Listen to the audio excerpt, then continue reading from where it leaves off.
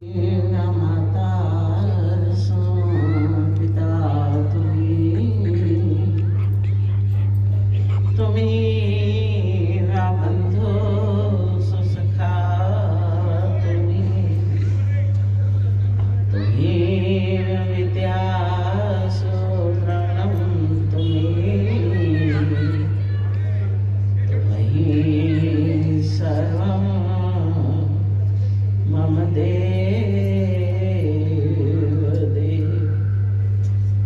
मेरे सतगुरु आप हो सब संतन के सरताज शरण पड़े की राखिया प्रभु जी तुम ही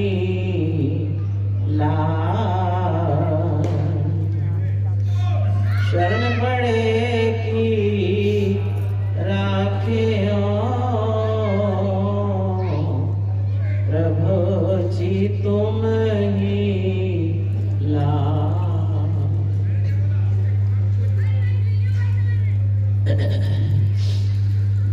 गुरुमुख एक बार अपनी मुख रचना को पवित्र करने के लिए सब मिलकर ऊंची और मीठी स्वर से बोले जयकारा।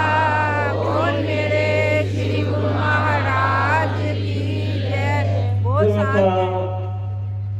आज बहुत भाग्यशाली दिवस है और हर दिल में खुशी समाई है कि हमारे प्राण प्यारे इष्ट देव जी आज के दिन यहाँ इस कुटिया में विराजमान हुए। बोल मेरे श्री गुरु महाराज की जय।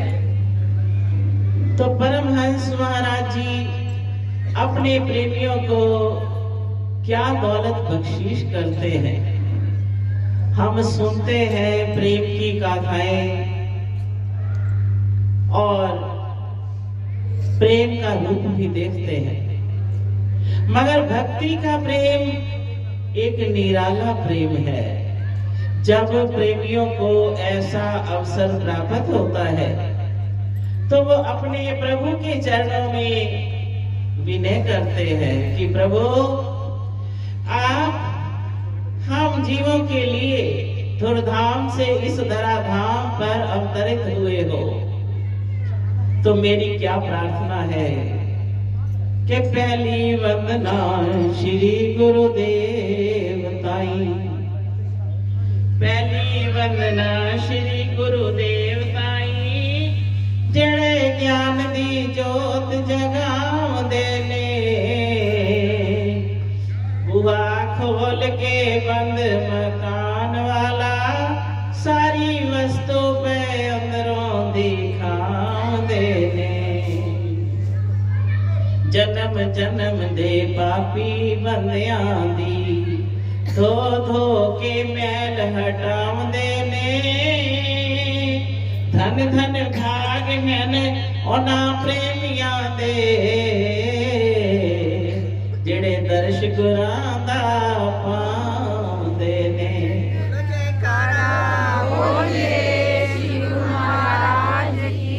मेरे प्रभु तो धुरधाम से धराधाम पर अवतरित हुए प्रेमियों के जीवन को खुशहाल बनाने के लिए, उनको भक्ति का अमृत पिलाने के लिए।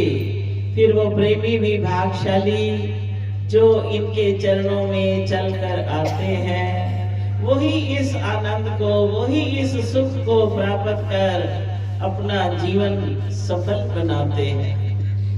हम प्रेमियों के जब इतिहास पढ़ते हैं हमारे शरीर के रोंगटे खड़े होते हैं। आपने सुना भी होगा कि संसार में हनुमान और भरत, हनुमान जी जैसा कोई सेवक नहीं होगा और भरत जी जैसा कोई प्रेमी नहीं होगा। तो प्रमाण किस लिए दिया गया कि उन्होंने अपने प्रत्यक्ष प्रमाण दिखलाए कि सेवा किसे कहते हैं, प्रेम किसे कहते हैं, सेवा का रूप क्या है, प्रेम का स्वरूप क्या है, उन्होंने अपने जीवन में ये दर्शाया। तभी तो उनके आज नाम संसार में रोशन है। जब भगवान श्री रामचंद्र जी महाराज को वन में जाने का पिता का हुक्म हुआ, अब भरत जी ननिहाल गए हुए थे, वापस लौटे अयोध्या सोनी पाई, पता चला कि प्रभु वन को गमन कर गए हैं। तो उसी वक्त सबने विनय की कि आपको तो अब राजा बनाया जाएगा, लेकिन भरत जी का प्रेम तो अथाह प्रेम था, असीमित प्रेम था कि जो संभाले कहां संभालता है। तो भरत जी कहते हैं नहीं नहीं, ऐसा नहीं होने दो। चल पड़े पीछे पीछे, पूछा कि किस दशा को मेरे प्रभु गए हैं। पता चला कि चित्रकूट की तरफ गए हैं। चल दिए पीछे पीछे, जाके प्रभु के चरणों में दंडवत करी और विनती करी कि प्रभु आप चलो अयोध्या के राज सिंहासन पर विराज। भगवान ने बहुत प्रकार से समझाया कि भरत, हम पिता का वचन मानकर आए हैं, आप हमारी आज्ञा पाकर सारा कार्य करो। सारा कार्य हो रहा है, होता रहेगा, आपको पता भी नहीं चलेगा, लेकिन आप ही जाकर संभालो। अब भरत जी के नैनों में प्रेम अश्रु बहने लगे। तो उनका प्रेम देखकर प्रभु ने अपनी चरण पादुका दी कि ये ले जाओ। अब भरत जी ने ये नहीं सोचा कि ये भगवान की चरण पादुका है। इतनी प्रसन्नता कि अपने शीश पर चरण पादुका उठाकर चल पड़े कि मैं अपने प्रभु को लेकर जा रहा। जाकी रही भावना जैसी, प्रभु मूरत देखी दिल जैसी। जैसी जिसकी भावना होती है वैसे वैसे प्रभु उसको रूप दिखाते हैं। अब चरण पादुका लेकर चल पड़े। जब आप तो पैदल चलकर गए, सारे कहते हैं कि आप रथ पर बैठ जाओ, घोड़े पर बैठ जाओ। कहने लगे नहीं, राम पयोधी पाए सिधाए, हम कह रथ गज बाज न भाई। सिर भर जाओ चित अस मोरा, सब दे सेवक धर्म कठोरा। कि सेवक धर्म सबसे कठोर है। मेरे प्रभु जिस धरती पर नंगे चरण चलकर गए हैं, मेरा तो धर्म ये बनता है कि मैं सिर के बल चलकर जाऊं, वहां कदम भी ना रखूं। मगर अब मैं तो पैरों के बल चलकर जा रहा। पहुंचते ही प्रभु ने भी गले लगाया और क्या देखा। अब राजा इंद्र ने देखा कि भरत जी का इतना प्रेम देख भगवान तो लौट आएंगे, उनको चैन नहीं आया। जहां भक्ति है वहां माया भी साथ है। जहां भक्ति के पथ पर चलने वाले हैं वहां रुकावटें डालने वाले भी बहुत होते हैं। अब राजा इंद्र को फिक्र हुई कि भरत जी जा रहे हैं भगवान के पास, तो इनका प्रेम देखकर तो भगवान रुक नहीं पाएंगे, वापस लौट आएंगे, बना बनाया सारा कार्य बिगड़ जाएगा। तो वहां श्री रामायण में लिखते हैं कि देख प्रभाव सुरेश ही सोचो, जग भल भला है प्योच के पोचो। जब देखा तो फिक्र में पड़ गए कि जगत का भला कैसे होगा, जो कार्य प्रभु ने करना है वो कार्य कैसे होगा। गुरु साने कहो करो प्रभु सोई, राम ही भरत ही भेंट न होई। अब ख्याल करो कि राजा इंद्र गुरु बृहस्पति जी से कह रहे हैं कि आप समर्थ हो, गुरु हो, कोई ऐसा उपाय करो कि भगवान और भरत का मेल ही ना हो। अब जिनकी सूरत जुड़ी उनको कैसे कोई दूर कर सकता है? वो दूर नहीं हो सकते। दूर वही होते हैं जो सूरत करके जुड़े नहीं, वही दूर होते हैं। और जिनकी सूरत जुड़ी हुई है वो कभी अपने प्रभु से दूर नहीं होते। अब राजा इंद्र का ये शब्द सुनकर गुरु बृहस्पति जी को अच्छा नहीं लगा, तो आगे फिर और विनती करते हैं कि राम संकोची प्रेम वश, राम संकोची प्रेम वश, भरत सप्रेम पयोध, बनी बात बिगड़त जहे, करिए यतन छल चोत। अब क्या कहते हैं कि चाहे छल करना पड़े करो, मगर भगवान और भरत का मेल न होने दो। मगर भरत जी तो अटल थे, पहुंच गए प्रभु के पास। और गुरु बृहस्पति जी राजा इंद्र के ये शब्द सुनकर क्या कहते हैं कि ए राजा इंद्र, वचन सुनते सुर गुरु मुस्काने, सहस नैन बिन लोचन जाने। ये राजा इंद्र, हजारों नेत्र रखते हुए तुम्हारी आंखों पर पट्टी बंधी है, जो ऐसा सोच रहे हो कि भगवान और भक्त का मेल न हो, ऐसा नहीं हो सकता। कह गुरुवाद क्षोभ छल छोड़ो,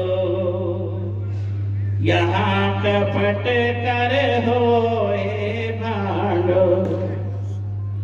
कि ए राजा इंद्र, ये ख्याल छोड़ दो, जहां कपट होता है वो कभी कामयाब नहीं होता। जिसके मन में कपट है वो अक्सर डूबेगा। तो ये मत सोचो और भरत भगवान को मिलने दो। अब राजा इंद्र तो चिंता में, क्या सोचते हैं कि अब क्या उपाय किया जाए।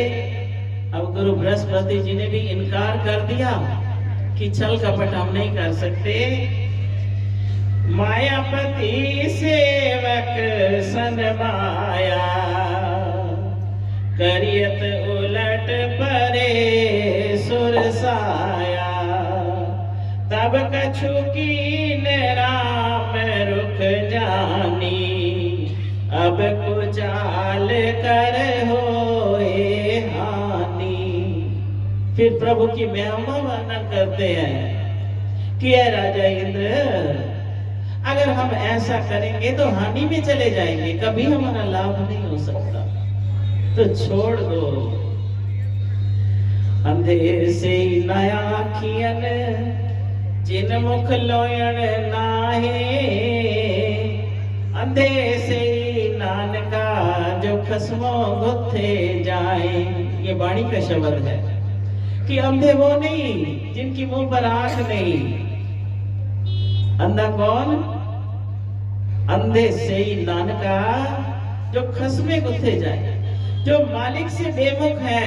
समझो वो अपना जीवन अंधकार में कट रहे हैं। जैसे नेत्रहीन इंसान को कुछ दिखाई नहीं देता, ऐसे भक्तिहीन इंसान को कभी प्रभु का दीदार नहीं होता। वो सामने बैठे हुए उनकी आंखें बंद रहती हैं, और जो प्रेमी है वो सन्मुख बैठकर दर्शन करते हैं। अब जब चारों तरफ से राजा इंद्र तो हार गए, लेकिन भगवान क्या कहते हैं, गुरु बृहस्पति जी क्या कहते हैं कि सुन सुरेश रघुनाथ सुभाओ, निज अपराध रिसायन काओ। जो अपराध भगत कर करही, राम रोष पावक दुख जरही। कि हे राजा इंद्र, तो सुन भगवान का स्वभाव क्या है। सुन सुरेश रघुनाथ स्वभाव, निज अपराध रिसायन न कहो। अगर कोई भगवान का अपराध करता है या भगवान को कष्ट देता है, तो भगवान उसका एक्शन नहीं लेते, कुछ नहीं कहते उसको। मगर जब उनके प्यारे को कोई कष्ट देता है, तो वो भगवान सहन नहीं कर सकते। तो हे राजा इंद्र, भरत जी तो भगवान के प्रेमी हैं, तो इसलिए भगवान अपने प्रेमियों का कष्ट बर्दाश्त नहीं कर सकते। सुन सुरेश उपदेश हमारा, राम ही सेवक परम प्यारा। हे राजा इंद्र, भगवान को अपना सेवक बहुत प्यारा होता है, बहुत प्यारा होता है, जिसकी महिमा भी वर्णन नहीं की जा सकती।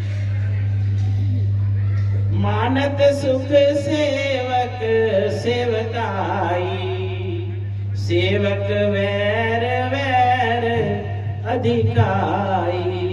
अगर कोई उनके प्यारे की सेवा करता है तो भगवान को प्रसन्नता होती है, और उनसे अगर कोई वैर करता है तो भगवान को कष्ट होता है। हे राजा इंद्र, इस बात को जानो कि भरत और भगवान का प्रेम कभी कम नहीं हो सकता। तो जब हर तरफ से हार गए और भरत जी तो उधर जटा खोल कर राम राम का सिमरन कर रहे हैं, और भगवान वन में विचरण कर रहे हैं। वन में विचरण करते करते करते करते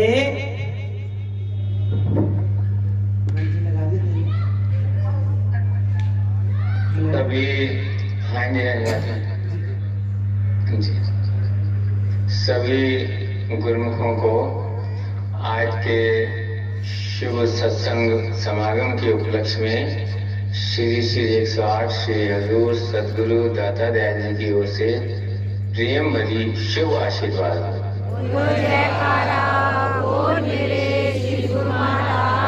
आज के शुभ सत्संग समागम की सभी गुरुमुखों को लाखों लाख बधाई। बड़े भाग्य से जीव को सत्पुरुषों के पावन सत्संगत की प्राप्ति होती है। श्री रामायण में वर्णन आया है, बड़े भाग्य पाइए सत्संगा, बिना ही प्रयास होए भवभंगा।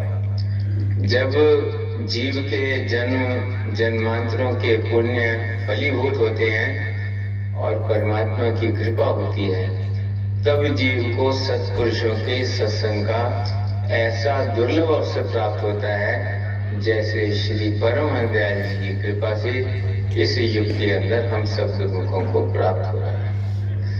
महापुरुष वर्णन करते हैं कि जिन्हें सत्पुरुषों का सत्संग मिल जाता है, उनका सहज स्वभाव ही अगम भाव से पार हो जाते हैं। ये श्री हजूर सतगुरुदेव महाराज जी के वचन है कि जिन्होंने श्री अनंतपुर दरबार की शरण ग्रहण कर ली है, श्री परमहंस दयाल जी का आशीर्वाद उन पर सदा बरसता है।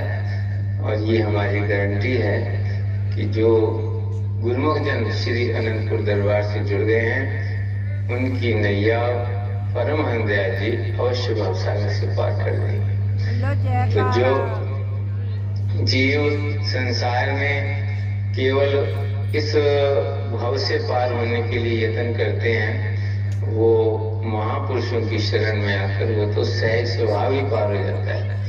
लेकिन हम सबका कर्तव्य है कि महापुरुषों के चरणों से जुड़े रहें, उनके प्रेम का दीप अपने हृदय के अंदर जगमगाए रखें। कि हमारे हृदय के अंदर प्रभु प्रेम का दीप जगमगाता रहे, प्रभु भक्ति के पुष्प प्रफुल्लित रहें, इसीलिए महापुरुषों ने भक्ति के सरल नियम बनाए हैं। ऐसे सरल नियम बनाए हैं कि मनुष्य संसार के भी सब कार्य कर सकता है और नाम और भक्ति के इन नियमों के द्वारा नाम भक्ति की कमाई कर अपनी आत्मा को मालिक के चरणों से जोड़ सकता है। तो इसलिए महापुरुषों ने ये सरल नियम बनाए हैं। श्री आरती, पूजा, सत्संग, सेवा, सुमरन और ध्यान, और यह आशीर्वाद दिया श्रद्धा सहित जो नित्य करे निश्चय होकर में। और इन भक्ति के साधनों को अपनाने के लिए जगह जगह हमारे घरों के समीप ये भक्ति के केंद्र बनाए थे, जहाँ पर हर तरह से केवल भक्तिमय वातावरण है, जहाँ परमहंस विराजमान है, जहाँ सत्संग की गंगा अमृत धारा बह रही है। तो जब गुरुमुख ऐसे वातावरण के अंदर आता है तो उसका मन महापुरुषों के चरण कमलों से सहज ही जुड़ जाता है। वाणी में वर्णन है कि गुरु चरणी जाका मन लागे, दुख दर्द भ्रम ताका भागा। जिसका मन सदगुरु के चरणों से जुड़ जाता है, ये संसार के सुख दुख सबसे वो ऊपर उठ जाता है, परम आनंद को प्राप्त कर लेता है। तो महापुरुष अपने सेवकों को परम आनंद प्रदान करना चाहते हैं, परम आनंद का अमृत बरसाना चाहते हैं। जो सेवक सदगुरु के हुक्म में चलता है, भक्ति के नियमों की पालना करता है, 2 घंटे सिमरन करता है, तो महापुरुषों की कृपा आशीर्वाद सदा स्वर बरसता रहता है। लोग भी सुखी होता है, पर लोग भी सुहेला होता है, जीवन सफल हो जाता है। आज के शुभ समागम की सभी गुरुओं को लाखों लाख बधाई हो। श्री सदगुरुदेव महाराज जी की ओर से प्रेम भरी शुभ आशीर्वाद।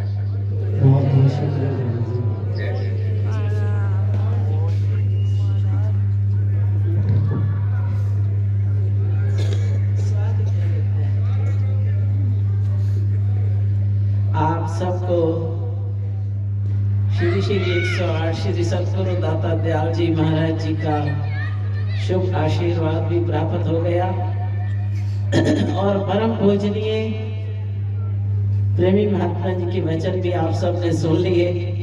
तो ऐसे लग रहा था जैसे जब इस कुटिया पर आए तो यहाँ गाड़ी रोकी, बड़े ध्यान से देखा।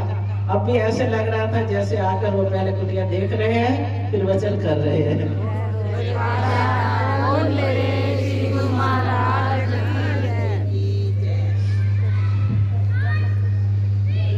तो हमारा प्रसंग चल रहा था कि प्रेमी और सेवक का। हनुमान जी का नाम हम सुनते हैं कि उन जैसा कोई सेवक नहीं। अब जब भगवान वन में विराजमान है, समुद्र पार लंका भेजना था, सबसे पूछा, सबने इनकार कर दिया कि हम इतनी दूर नहीं जा पाएंगे। जब हनुमान जी को कहा तो उसी वक्त उठ खड़े हुए, राम नाम लेते हुए आकाश मार्ग से दौड़ते हुए लंका पहुंच गए। फिर संदेश लाए भगवान का। जब माता सीता को मिलकर वापसी आकर संदेश सुनाया तो प्रभु भी प्रेम में गदगद हो गए। इसको कहते हैं सेवक कि जो भरोसा रखकर चलता है कभी उसका काम अधूरा नहीं रहता। जैसे हनुमान जी भरोसा रखते थे कि प्रभु जो वचन कर रहे हैं करने वाले भी आप हैं, तो उन्होंने कैसे कार्य कर दिखलाया। ऐसे ही भरत जी प्रेमी, उनका प्रेम, जब भरत जी राम नाम की माला फेर रहे थे और हनुमान जी को भगवान ने भेजा, जब लक्ष्मण जी मूर्छित हुए तो भगवान ने भेजा कि जाओ सुक्षेन वैद्य को बुलाओ। अब राजवैद्य वहां आए, उन्होंने कहा कि लक्ष्मण जी की मूर्छा तो तब छूट सकती है जब इनको दिन चढ़ने से पहले संजीवनी बूटी पिलाई जाए। वो संजीवनी बूटी क्या थी? जो भेलनी के बेरों से उगी हुई थी। तो जब हनुमान जी को कहा दौड़ पड़े उसको लेने। अब वो सेवक है, पूछते हैं कि वो मुझे पता कैसे चलेगा कि कौन सी बूटी है। सुक्षेन वैद्य कहते हैं कि वो बूटी जलती होगी। अब जहां गए वो सारा पहाड़ ही जलने लगा, ऐसी माया रची कि सारा पहाड़ जलता हुआ दिखाई दिया। अब हनुमान जी ने भी आओ देखा ना था, सारा पर्वत उठाकर अपने कंधे पर रख लिया और चल पड़े वापस। अब भरत जी ने जब गर्जना सुनी कि ये कौन है जो इतना बड़ा पर्वत लेकर उधर जा रहा है जहां मेरे प्रभु गए हैं, उस दिशा को जा रहा है, कहीं ये प्रभु को क्षति ना पहुंचा दे। उसी वक्त अपना बाण चढ़ाया, जो हनुमान जी को जा लगा, हनुमान जी नीचे आ गए। पूछते हैं कि तुम कौन हो और इतना बड़ा पर्वत किस लिए लेकर जा रहे हो? अब हनुमान जी नतमस्तक हुए, क्योंकि उनका भी भगवान का वन में मिलन हुआ था। भरत जी को वो भी नहीं जानते थे, भरत जी हनुमान जी को नहीं जानते, मगर जो आंतरिक अवस्था है वो कैसे पहचान लेती है। तो भरत जी पूछते तुम कौन हो? कहने लगे मैं भगवान राम का दूत हूं। और लक्ष्मण जी मूर्छित हो गए हैं, वो भगवान की गोदी में है और भगवान दुखी हो रहे हैं, आंसू बहा रहे हैं। ये बूटी लेकर जानी थी, मगर एक बूटी की जगह सारा पर्वत जल रहा था। अब प्रभात से पहले ये बूटी लक्ष्मण जी को पिलाएंगे, तभी वो स्वस्थ होंगे। अब भरत जी ने सुना कि इतना प्रेमी, इतना भगवान का प्यारा, आंखों से जल भर है। गले लगाया हनुमान जी को, है हनुमान जी अब शीघ्रता से आप जाओ और भगवान की सेवा करो। उधर हनुमान जी चल पड़े। इधर भरत जी को भी चिंता हुई कि हनुमान जी कह रहे हैं कि लक्ष्मण मूर्छित है, तो सोचते हैं कि भाभी उर्मिल को बुलाना चाहिए अपने पास। अपने पास बुलाया लक्ष्मण की धर्मपत्नी उर्मिला को कि लक्ष्मण जी तो मूर्छित हैं, भगवान की गोद में पड़े हैं और भगवान बहुत व्याकुल हो रहे हैं, उनकी आंखों से अश्रु निकल रहे हैं। अब प्रेम किसे कहते हैं? उसको ये चिंता नहीं कि मेरा पति लक्ष्मण है, वो मूर्छित है, ये चिंता नहीं। क्या चिंता हुई? कहती है कोई बात नहीं, क्या हुआ? भगवान की गोद में है। मुझे तो चिंता इस बात की है कि भगवान का एक एक आंसू समुद्र के समान है। मेरे प्रभु को आंसू नहीं आने चाहिए। वो उपाय जल्दी करना चाहिए कि जिससे मेरे प्रभु के आंसुओं को रोका जाए। अब वहां उर्मिला ने जब ऐसी प्रेम भरी बेनती करी भरत जी को, तो भरत जी भी उसके प्रेम से गदगद हो गए और सोचने लगे कि मैं तो सोचता था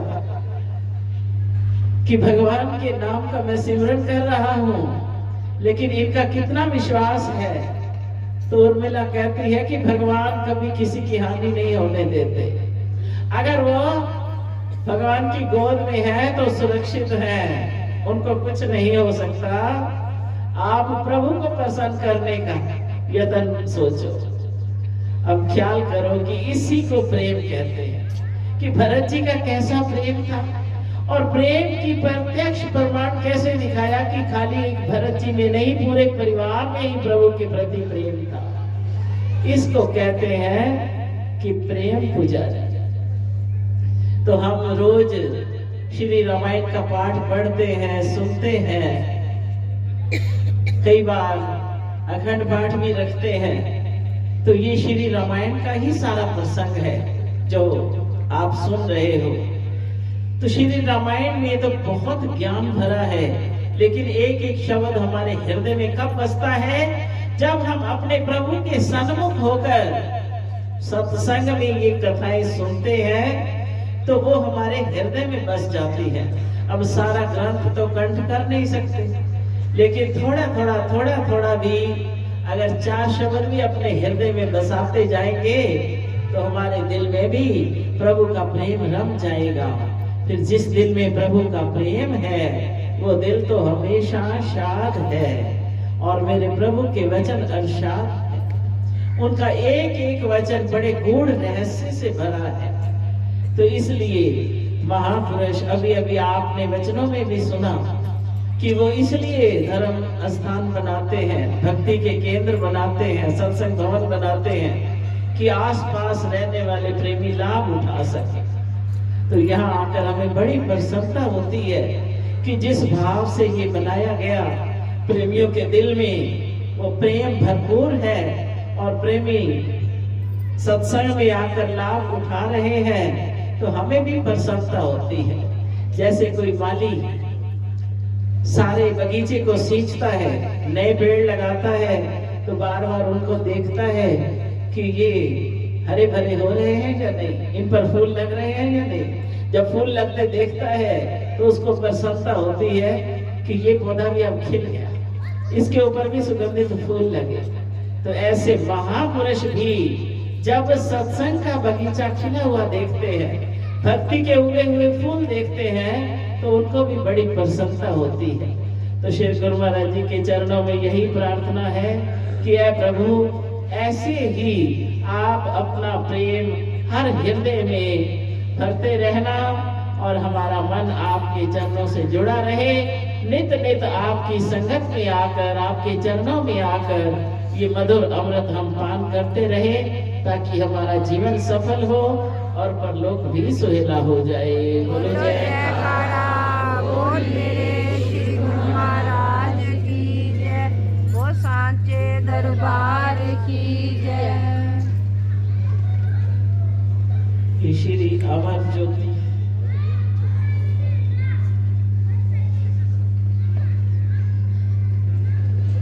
अमर ज्योति दर्शन ग्रंथ रखा हुआ है, उसका आज भोग डालना है। अमर ज्योति दर्शन की महिमा, अनंत अपरिमित अखंड गरिमा। यथा नाम तथा रूप लखावे, परमात्म से मेल करावे। पढ़त सुनत हीरा हर्षावे, चात्रिक जन स्वाति जल पावे। मन हर लीला मन हर चितवन, नैन मोद निरखे श्री दर्शन। प्रेमी हृदय अंतर उलसाए, पूनम विधु सागर लहराए। वचन मुरलिया की धुन बाजे, श्रवण सुनत मगन रहे साजे। नाम खुमारी चढ़े दिन राता, ध्यान स्मृति में रहे मद माता। भक्ति रस जन अनुपाना, परम शांति सुख पाए निधाना। महाग्रंथ पावन चरित, भक्ति रस भरपूर। अंतर दृष्टि योग भरे नुरानी नूर। उच्च रूहानी तखत ये, मुखरित रहे साकार।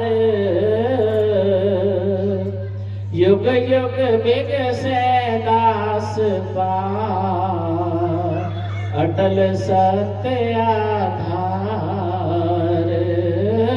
युग युग बिगसे दास पार, अटल सत्य आधार।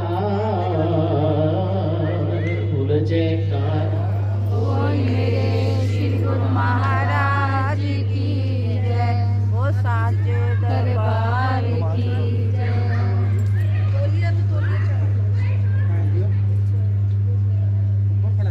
चल कोई नहीं, वो ऊपर रख रखे ना। इसको बंद कर गौतम।